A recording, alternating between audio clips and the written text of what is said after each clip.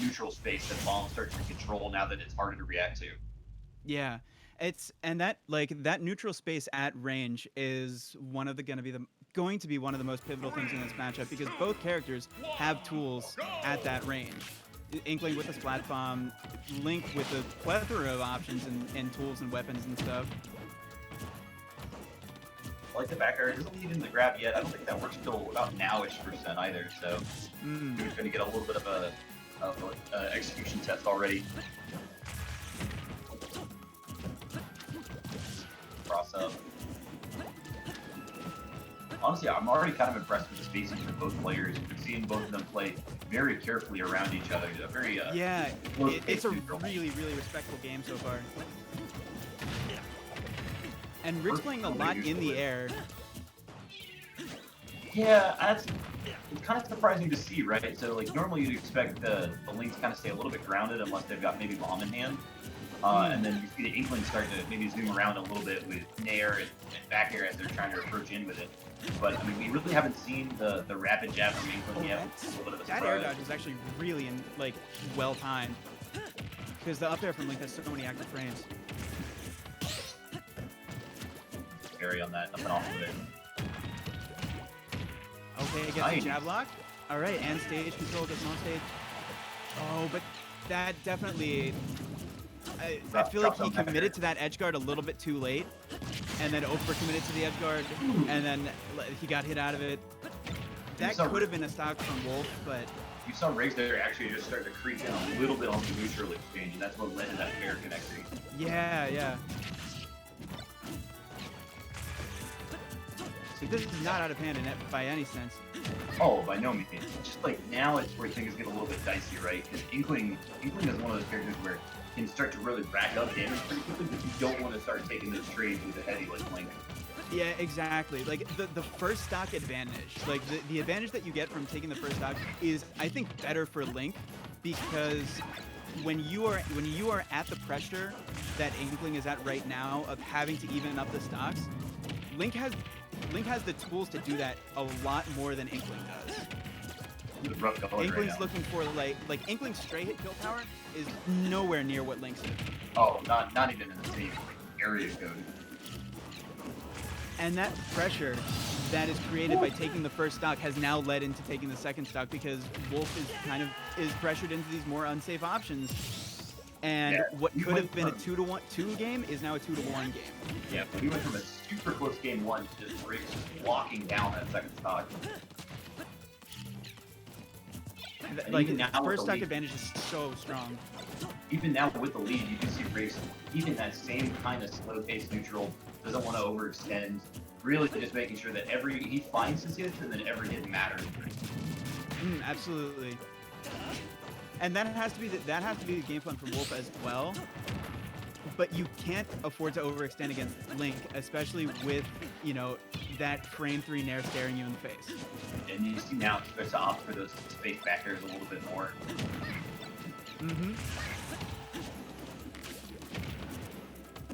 Okay, there. See, it's been interesting, right? So we've seen Wolf actually go for a couple of edge guards, and in either situation, would have wrapped up a pretty early stock on Link. You might see one here. They just get a aerial roller instead. And the one thing that I'm not seeing Wolf do is recharge Ink. He has all the time in the world with Rigz off stage, but he's sitting at these really, really dangerously low Ink levels, and that might cost him. Yeah, he's increasingly needed now. Finally, gets stuff.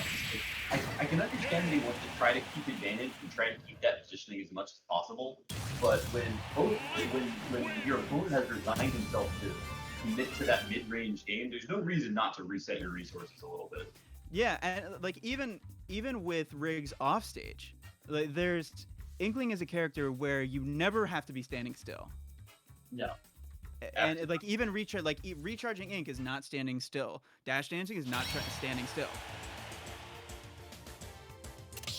I don't know. Like I feel like there was a couple of moments in there where if like Wolf was either a couple frames earlier or a couple frames later, I think we might have actually seen a different result here. So unlike in our first set, I really don't think this one's out of reach by any stretch of the imagination. No. Despite how good that second stock was for Rigz. Yeah, it's Now, I don't know if there's a stage switch. I don't know. It's so hard to read when you see the token go out of the ring. It's so hard to read into that and be like, oh, is this a character switch? But we have to wait to see. Yeah, it's... I don't know. Like, I don't want to read too much into mentality from that because I think that was just... That's kind of like the yin and yang of Inkling, especially, too. Because like Inkling is a character that really can struggle to put stocks away. Sure. And if you're forced into more and more high pressure situations where you really feel the need to fish and to swing, then Inkling isn't really the character to do that. Yeah. I mean, one of my, like, I'd say slightly hot takes is the fact that I don't think Inkling's even close to the edge of top tier. I think the character's solidly high tier. But I think there's too much of an issue of securing kills at that like reasonable percent range consistently, where it makes it really difficult to see this character on a consistent level. That makes sense. I can certainly see that because in a vacuum, the character has great tools, great movement, good projectiles, like good frame data, but Smash is not played in a vacuum, and you have to deal with characters like who just have screw you buttons basically. And that's actually honestly that's the one thing I think Inkling is lacking is just a screw you button, like Link Nair for example. There's not like so many characters have that jank factor, right? Where it's just like, oh, I'm winning neutral, I'm doing fine. Oh, I died at the field. And outside of like a couple of scenarios, Inkling really doesn't have that. But into Game 2 on Pokemon Stadium 2. We'll have to see what Wolf's adjustments are against Rigz.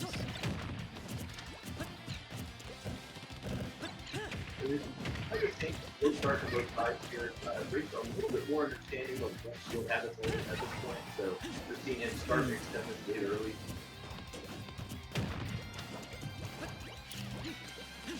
And again,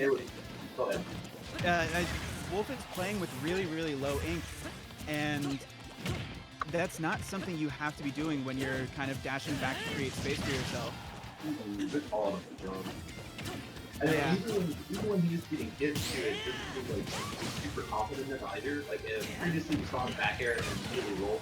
Even when he is getting, we see him there start to push a little bit more forward. But there's been a few times where it's like, oh, I've got this hit. All right, I gotta back out.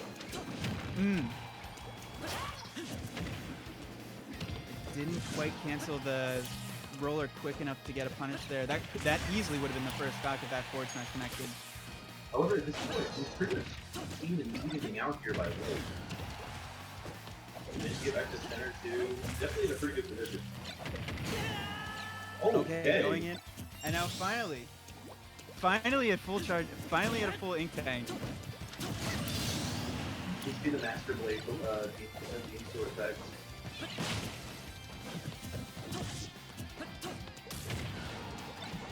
But Rigz is still playing pretty respectable here.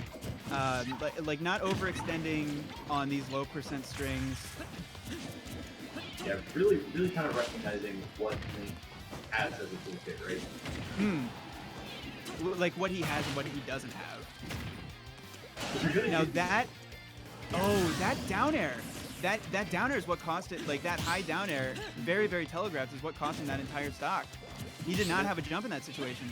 That's kind of what I was talking about as we were getting into this game too, right? Where like if Wolf was a little bit earlier, a little bit later in the last game, we saw stocks get closed out much earlier than we initially had. Now we see if they did it. And now we're gonna have to see how Rigz plays from a stock deficit, and whether he feels that kind of, because now the amount of extra credit that Inkling can put onto Link's final stock here is insane. Yeah, because whereas Link kind of has to deal with those maybe 2-3 hit neutral wins, Inkling is just like, all right, I want neutral.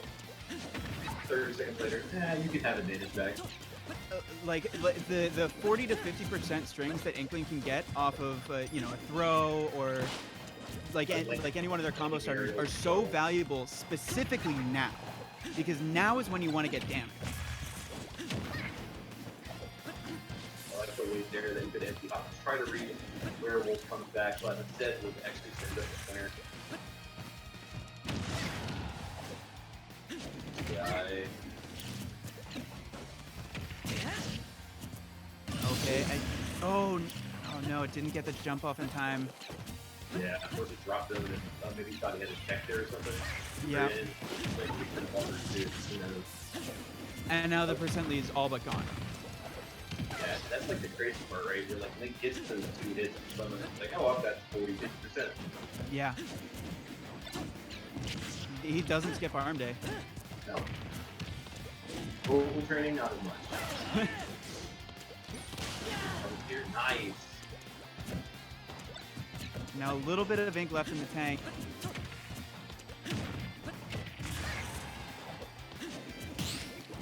And with a small but substantial percent lead is Wolf right now. Yeah, now that he's got it in like that 130-ish, I feel a lot better about his options. But if it's sitting at like 120, I was a little bit more concerned. But even now, you're still like this is practically even. Yep. He's still living on the edge with the ink tank. I can't help but go back and like looking at it, because that's you have the tool. Link is not a chase down character. No. You have the tools to make your life easy as Inkling. Ooh! I was just about to say, I thought that Dr. Wolf was going to get red on the jump and get up smash, but before I could even say it, the reverse happened. So Wolf managing to snag one there, reading the jumps out of shield there from Rigz. That was, and certainly a well-earned game win from Wolf. There was nothing given away that game. Yeah, we almost saw a solid comeback from Rigz, but Wolf managed to pull down in that last stock. Because you know, as you're sitting there against a character like Link with all that kill power, you know, you start that third stock and you're like, all right, I'm up 70%. All right, I'm up 80%. All right, well now I'm only up 50%. Uh-oh, now it's even. All right, his moves are gonna kill me before mine kill him. I don't know about this. And especially when you saw like the roll around shield and some of the more antsier options, it's like, wait a minute, we might just be able to set a shield here for Link. Yeah, or the up B. Oh yeah, it's true. Like Link's, the single hit kill power is super scary from Link. That's how I got my Link into Elite Smash. Just hero spin. It's like, oh, you touched my shield. Nope. Why is that applied to every sword character? Yeah, I don't know. That's great. Alright, so a nice calming track for Battlefield Game 3. This is kind of an interesting one, right? It's like, Inkling on the stage with splat bombs can do a lot of new stuff, but we've seen that Wolf really doesn't care about the splat bombs. It's not really a big part of the neutral. Yeah, for real. Oh, goes for Gimp the tech. Oh no! What happened? So, obviously, there was no way he was still in hit stun. No. He was actually, he had the, Rigz was the one that he didn't roll. Yeah. I don't know. It didn't even bother to input him up because I don't know, maybe he realized he went too low or what happened there. But still, that unforced error is so costly here in Game 3. I'm kind of interested to see how this goes. Typically, Rigz a pretty good comeback factor in Game 2, despite end up like losing in the last of the second. So it's not out of the realm of possibility by either. And that parry, Wolf is locked in. He saw that early SD and he's like, you're gonna give me a stock. That is not a mistake you can afford to make here. Yeah, that's it. Thanks, bro. I appreciate it. There it is. And even still, playing completely without ink. Like just going to show, like, I don't even need some of my character's best tools here. Catch this forward air off stage.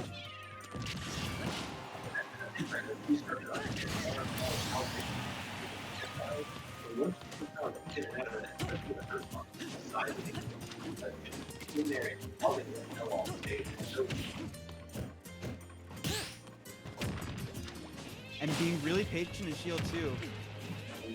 I like that.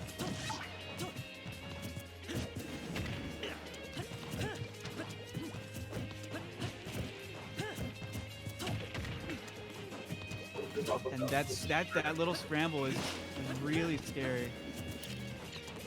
Now, I would get borderline out of hand for Rigz right now. Okay. Oh, just charged a little bit too much though. And now you really see Rigz starting to swing here. That should be it. No jump, no hope. Rigz up there, and right, that interaction started because the DW will hit Rigz out of the start of the host match. He earned that little bit of a charge start up, and because he wasn't able to complete that, literally put him in the worst possible scenario. So, despite an incredibly strong game one, Rigz actually ended up on the loser's side of the set. And honestly, oh yeah. Yes. I'm guessing you just checked too. Bro, Skull Kid, let's go. Yeah. Oh yeah. So Skull Kid, Ness. I'm seeing a lot of Ness, a lot of Palutena. Offline results.